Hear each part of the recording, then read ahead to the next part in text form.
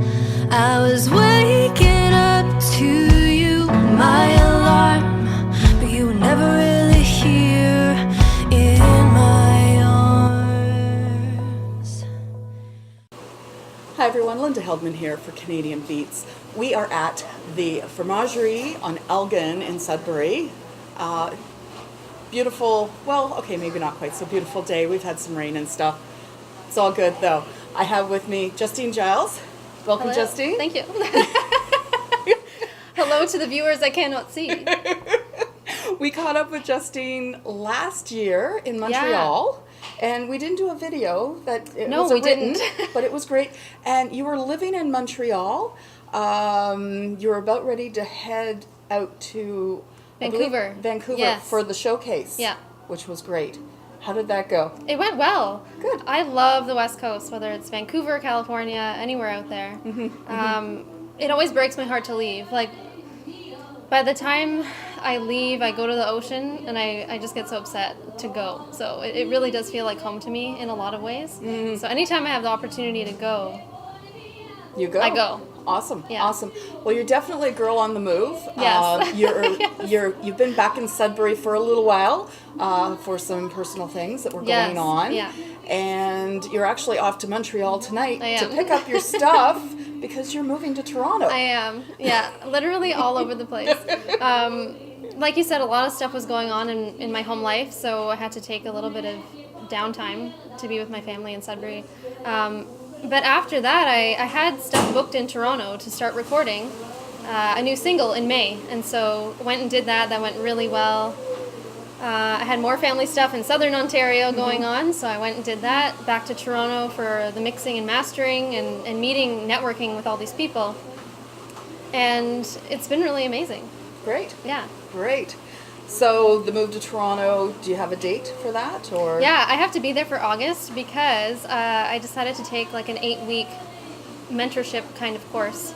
And it's through Coalition Music. So they're a management company, and they manage Simple Plan, Tom Cochrane, I think Our Lady Peace. And so in this management company, they have a school for artists and entrepreneurs and also artist managers. And so they work basically one-on-one with you and help you take your career to the next level. Wow, that's good. So that's exciting. That's good. And I found out about that through my producer as well.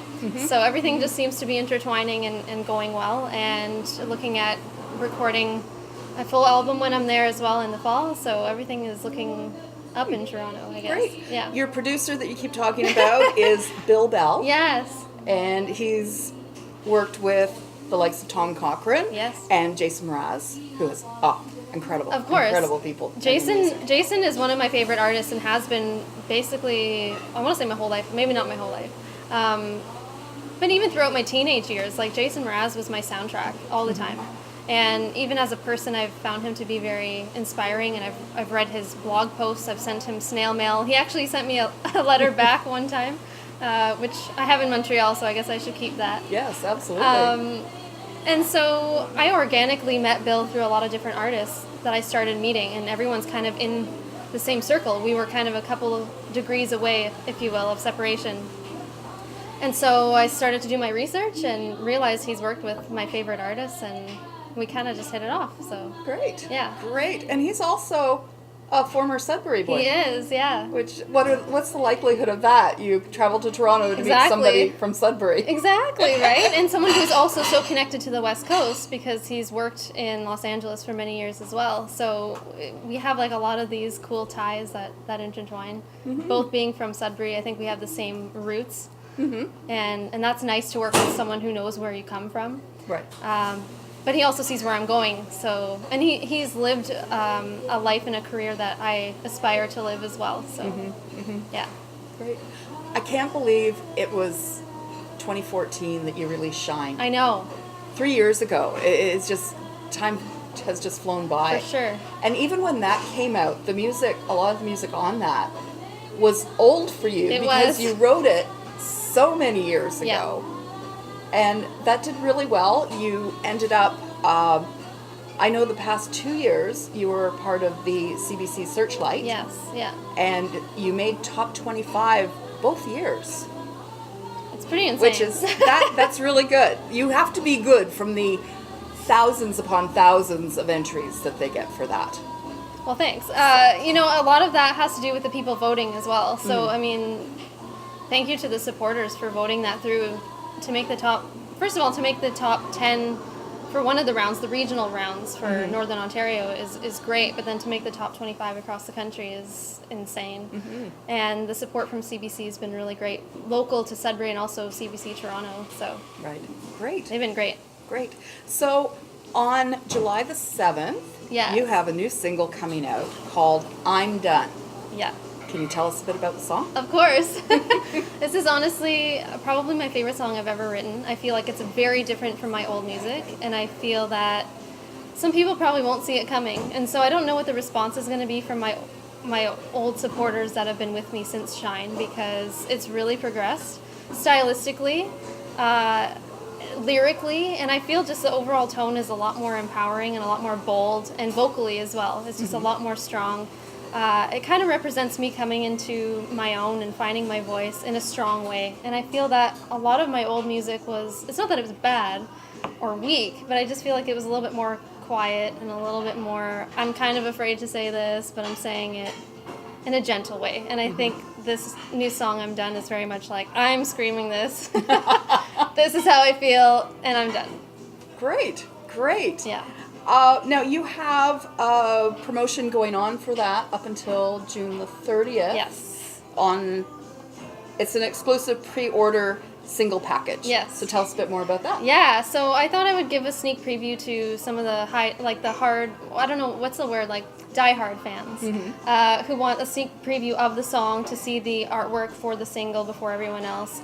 Some shout outs on Facebook and YouTube, stuff like that, and to get the song and own it the night before it's officially released. And so that whole package is $10, and people can pre-order that by emailing me, and they get to hear the sneak preview before the whole world does. Great. Yeah. Great. I'm not sure when this is going to go up. It might be later. I'm going to see if we can get it up at least, today's the 27th, so we have 3 days. Depending on Jenna's workload, I'll see if we can get it up at least by Friday, so you have that last day of people watching and hopefully buying. Please, if you can, go purchase it. And if we do miss that June 30th deadline, you can still buy it on iTunes, Amazon, Google Play. Everywhere online. Yeah, exactly. So even if they do miss the pre-order, it'll be available June 7th everywhere online. For 99 cents. Yeah. 99 cents. Or sometimes it's $1.25, but I mean, it depends on the store. Good. Yeah. It's all good. It's all good. So you were saying this is a song that's completely different for you. Yeah. And represents you now as opposed to 3 years ago. Yes. And beyond, even when I first met you way back when. How do you feel, even in the past 3 years, how you've grown and developed as an artist? That's a great question. I feel like I can't even put it into words, because the person that I was growing up here and performing here, and the person who moved to Montreal, and the person that is here today is a totally different person. I mean, I am the same soul and the same spirit. I believe a lot of the same things, but I feel a lot different. I feel like it's harder for me to connect back to certain things or certain places or certain people, which just shows me the growth, because with every step I take moving forward with my music and growing and taking new risks and kind of getting more comfortable in my own skin as an artist, the more people seem to leave my life. And that's a hard process to go through.